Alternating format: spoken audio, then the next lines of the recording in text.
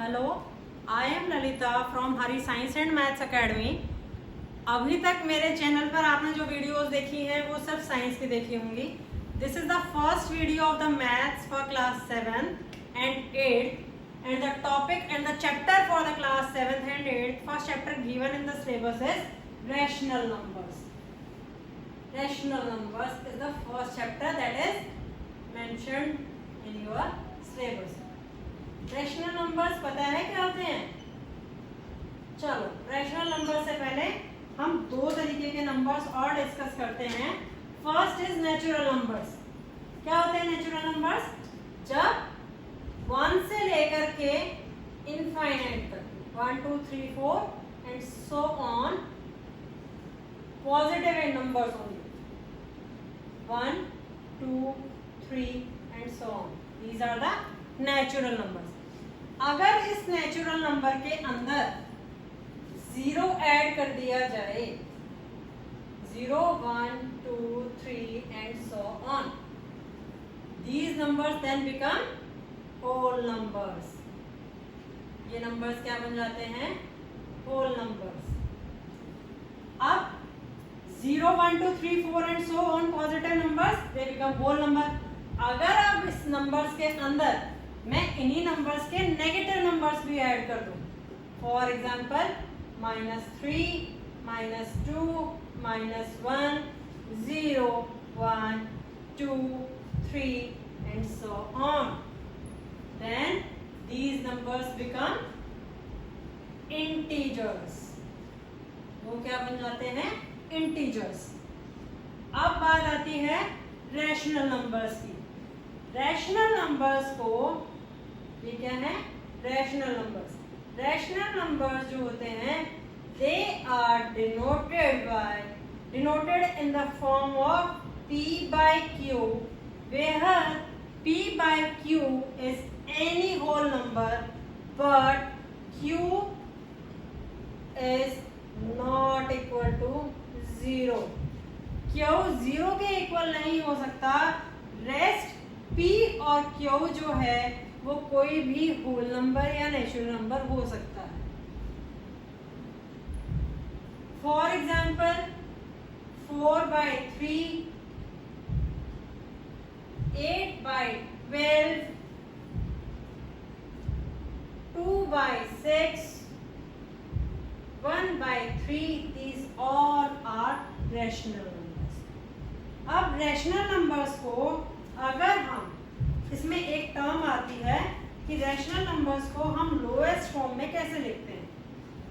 अगर rational numbers में p and q इन दोनों में 1 के अलावा और कोई भी कॉमन फैक्टर नहीं है, कॉमन फैक्टर और कोई भी नहीं है, तो उसके अलावा उस नंबर को, उस p by q फॉर्म को हम क्या कहते हैं? सिर्फ this is the common factor between p and q। p और q के बीच में सिर्फ 1 ही कॉमन फैक्टर है, then that form of p by q और rational number is known as lowest form of rational number. Rational number, right. अब इन्हीं एग्जांपल्स में देखते हैं। 4/3 इनमें कोई कॉमन नंबर है? 1 के अलावा नहीं है, तो 4/3 जो है वो मेरा क्या है? लोएस्ट फॉर्म है। 8/12 इसमें 1 के अलावा कॉमन टर्म है, दैट इज 4 की टेबल में 8 भी आता है और 4 की टेबल में 12 भी आता है, तो इसकी लोएस्ट फॉर्म जो है वो क्या बनेगी? 2/3, राइट। ऐसे ही 2/6 में कॉमन फैक्टर क्या है? 2 कॉमन फैक्टर है दोनों में, न्यूमरेटर एंड डिनोमिनेटर में। अगर उस कॉमन फैक्टर को निकाल दिया जाए तो that comes out to be, 2 से डिवाइड कर दो न्यूमरेटर को भी और डिनोमिनेटर को भी, तो 2 से 2 डिवाइड करोगे तो आंसर आएगा 1, 6 को 2 से डिवाइड करोगे तो आंसर आएगा 3, तो लोएस्ट फॉर्म क्या बन गई? 1/3, and this 1/3 is already in the lowest form. So in numbers की लोएस्ट फॉर्म क्या है?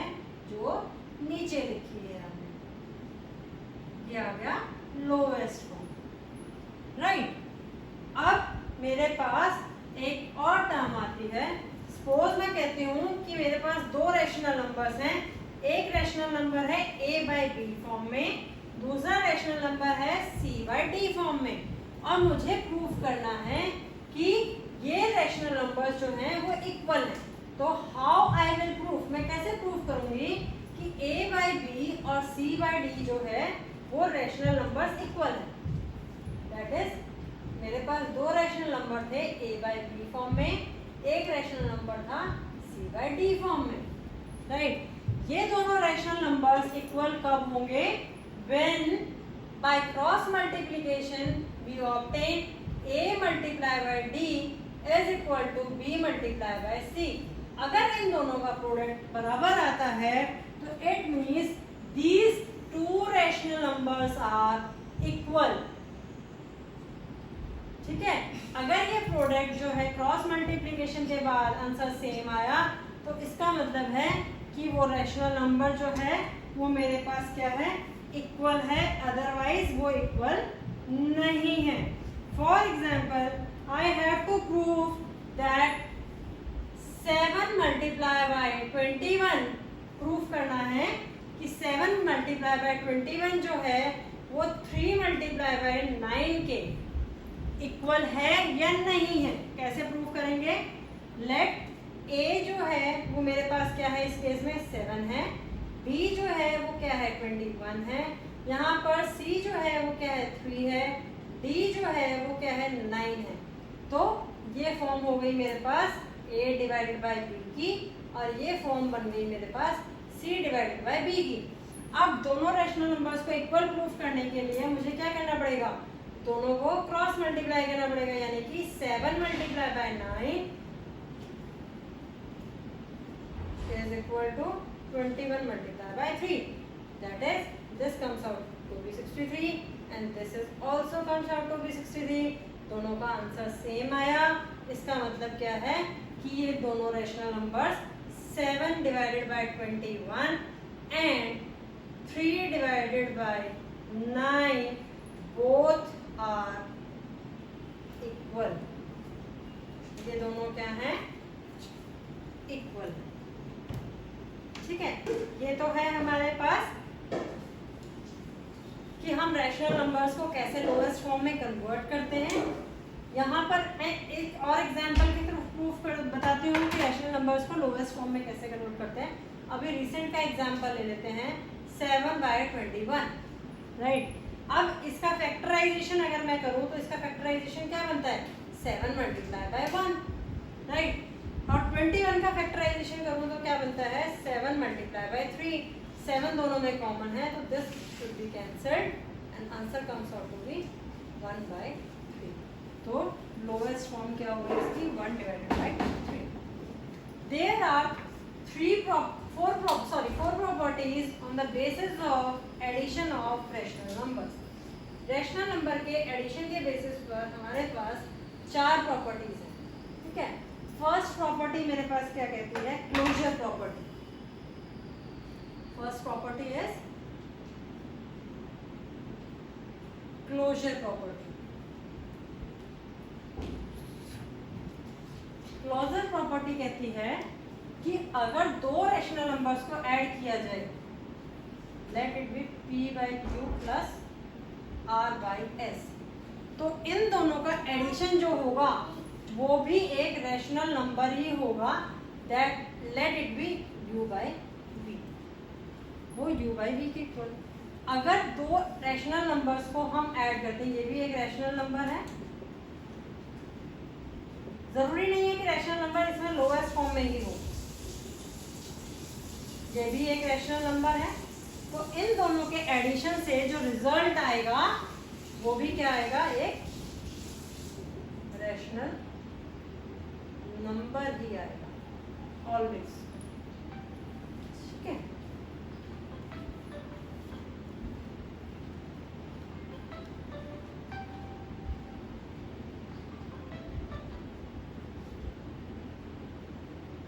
फॉर एग्जाम्पल एक रैशनल नंबर है 3 बाई 5, दूसरा रैशनल नंबर है मेरे पास 13 बाई 5। ठीक है, अगर इनका एडिशन करेंगे, डिनोमिनेटर सेम है डिनोमिनेटर सेम है तो मुझे एलसीएम लेने की ज़रूरत नहीं है। यहाँ पर 5 लिया और सिंपल न्यूमरेटर को ऐड कर दिया, 3 + 13 that comes out to be 16 divided by 5। हो गया क्लोजर प्रॉपर्टी सेटिस्फाई कि दो रैशनल नंबर्स को जब मैं ऐड करती हूँ तो मेरे पास रिजल्ट जो आता है वो रैशनल नंबर ही आता है। ये था इन केस अगर मेरे पास डिनोमिनेटर सेम है। अगर मेरे पास डिनोमिनेटर सेम नहीं है, सपोज इट इज 3/7, ठीक है, और यहाँ पर जो है 3/7 या 3/4 एंड हियर इट इज 13/5, तो उस केस में डिनोमिनेटर क्या है, अलग अलग टर्म है, अलग अलग वैल्यू है डिनोमिनेटर, एक में 4 है एक में 5 है। 5 और 4 जो डिनोमिनेटर है इनका एलसीएम लेंगे। एलसीएम क्या आता है 5 और 4 का, 20, ठीक है। तो यहाँ पर क्या आ गया, 3 को हमने किससे मल्टीप्लाई कर दिया एलसीएम लेने के बाद, 5 से, और 13 को किससे मल्टीप्लाई कर दिया, 4 से। तो 3 को 5 से मल्टीप्लाई किया, आंसर आया 15, और 13 को 4 से मल्टीप्लाई किया तो आंसर आया मेरे पास 52। तो इधर ऐड करते हैं तो 67 डिवाइडेड बाय 20, ये भी क्या आया, एक रैशनल नंबर। तो इट मीन्स रैशनल नंबर जो है वो होल नंबर्स की तरह, नेचुरल नंबर्स की तरह क्लोजर प्रॉपर्टी को सेटिस्फाई करते हैं in addition. Second property is commutative property. Second property is commutative property. Commutative property जो है वो क्या कहती है,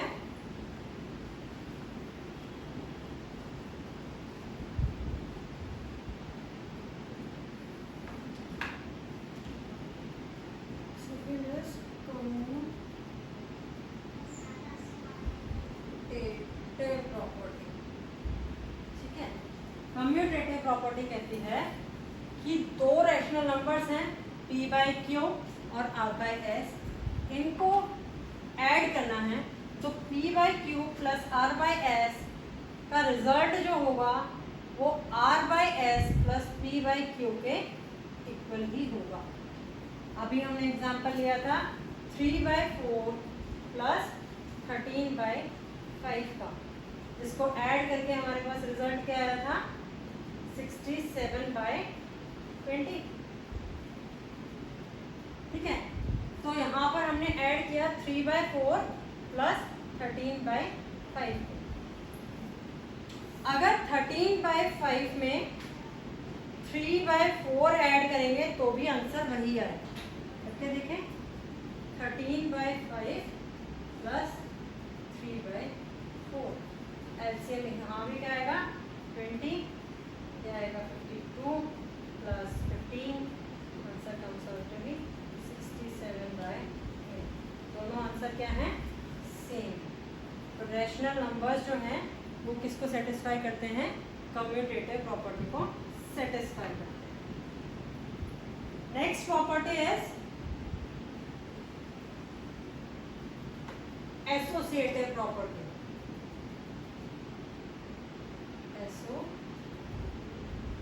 एसोसिएटिव प्रॉपर्टी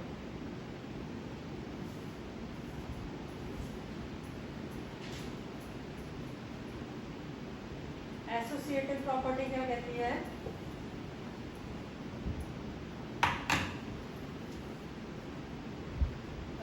a/b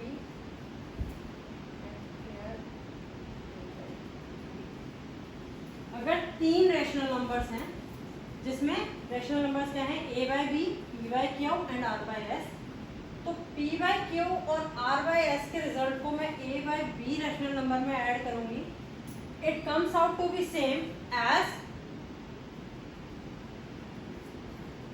p/q को पहले a/b में ऐड किया, उसके बाद उसको r/s में किया, ठीक है। तो इसका आंसर भी क्या आएगा, सेम आएगा।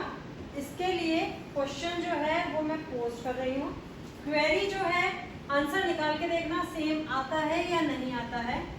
आता है तो प्रॉपर्टी जो है वो हमारी क्या है, रैशनल नंबर्स जो है वो एसोसिएटिव प्रॉपर्टी को सेटिस्फाई करता है। अगर नहीं आएगा तो इट मीन्स वो उसको सेटिस्फाई नहीं करता। 4/3 प्लस 3/5 प्लस 2/3। ठीक है, ये क्वेश्चन है किसके लिए? एसोसिएटिव प्रॉपर्टी के लिए। इसको प्रूव करके देखो कि पहले लेफ्ट हैंड साइड के लिए ये यहाँ पर this is the form of a/b plus this is the form of p/q plus this is the form of r/s। ठीक है, इस इक्वेशन में पुट करो और आंसर कैलकुलेट करो। आंसर जो है वो सेम आएगा क्योंकि रेशनल नंबर्स जो है वो एसोसिएटिव प्रॉपर्टी को सेटिस्फाई करते हैं। अगर इन केस किसी का आंसर मैच नहीं कर रहा तो please post your solution in the comment box. I will check it and find out where did you do the mistake. This is all about the rational number for today. 3 property we already discussed. Next properties we will discuss in the next class.